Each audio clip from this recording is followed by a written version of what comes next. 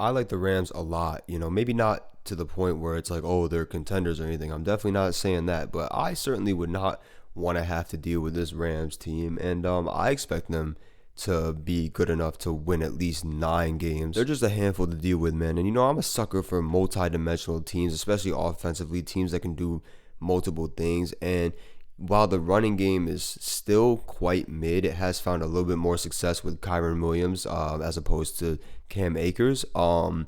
Still not great by any means, still not anything you can trust, but multi-dimension on offense doesn't necessarily mean run pass, or at least it doesn't have to mean run pass. What I see with this team is a very dynamic, versatile receiving core. That's just, like I said, a handful to deal with a veteran, high IQ quarterback that's going to put the ball in his playmakers' hands. It's one of those things where it's like, if you're a good team week to week, like you see the Rams on your schedule, you should beat them, but you're like, oh, because you don't want to have to deal. They're going to be a handful. They're going to give you a tough time. They've already played the 2 best teams in the NFC, probably the 2 best teams in the league. Of course, one of them is in their division. I'll let you be the judge about 2 best teams in the league, whatever. But they have played the Eagles and the 49ers, and they've put up a very respectable fight against both of them. And it's just one of those things where I think they'll play every team close. They can beat everybody. They can also lose to bad teams because they do have a lot of holes. But the holes are not gaping. Sure, their defense is still just a shell of that, old Rams defense, really the whole team. But I mean, it's still, they have playmakers. I would call the defense just mid. I wouldn't call it bad. Definitely, it never was bad. And like I said, they have playmakers. I don't necessarily trust the defense as much as I would like to. But again, it's one of those situations where it's like, if you run into a team that has no answer for that receiving core, and especially if you run into a team that's failing to stop Kyron Williams in the run game, like, you're doomed against this Rams team. Of course, the obvious attraction of this offense is seeing what rookies such as Puka Nacua and Tutu Atwell have done in the receiving core, and then, of course, bringing back a healthy Cooper Kupp, who is very clearly still Cooper Kupp. The thing I love about Cooper Kupp and really all the elite receivers is like the versatility of them.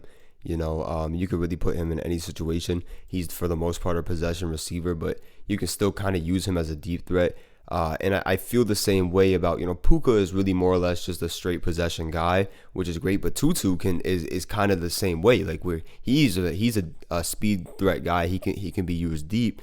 But you could also just play him underneath if you wanted to. He's got the hands and the route running for it. But yeah, if you're a team with a weak secondary, you better hope your pressure gets home, which it probably could against this Rams O-line, which is extremely inconsistent, better than last year, but still inconsistent. But that's the beauty of Matthew Stafford, is he knows how to get the ball out very quick, and he's been dealing with poor O-lines for, a good amount of his career. Detroit, didn't necessarily help him out for a while, and he's just a vet at this point that understands the game. I mean, obviously they're not going to be necessarily competing for their division. I think everybody in their right mind would take San Francisco to win the NFC West. But 6-7 seed for sure.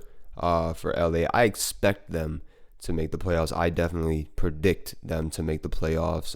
Them and their counterpart Seattle Seahawks. So the NFC West, I will be monitoring.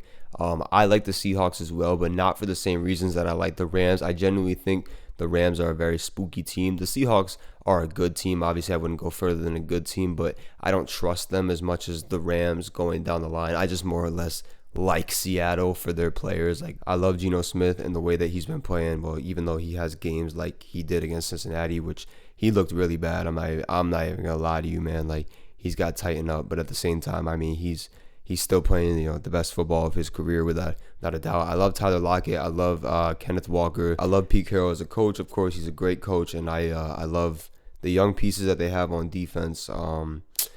But I still don't trust the team. Let's put it this way. I kind of take, like, overall talent wise, you can put the Rams and the Seahawks on a very close tier, right? But the difference is that, like, the legitimacy of their talent and the consistency. Like, I guess I'm calling the Seahawks frauds, in a sense that they're just like a fake good team. Like, they'll win enough games to be in playoff contention, maybe make the playoffs, but when it comes to playing other elite teams, they're probably going to struggle. And week 1 is never a perfect indicator of how good teams are, but I mean, if that's any indicator of how these teams match up, I mean, it's telling, because the Rams, brought it to the Seahawks. They struggled all game, and again, it's just a matter of, like, the Rams' best players are just more trustworthy, in big games and when you need them most versus as opposed to, what Seattle has. Seattle can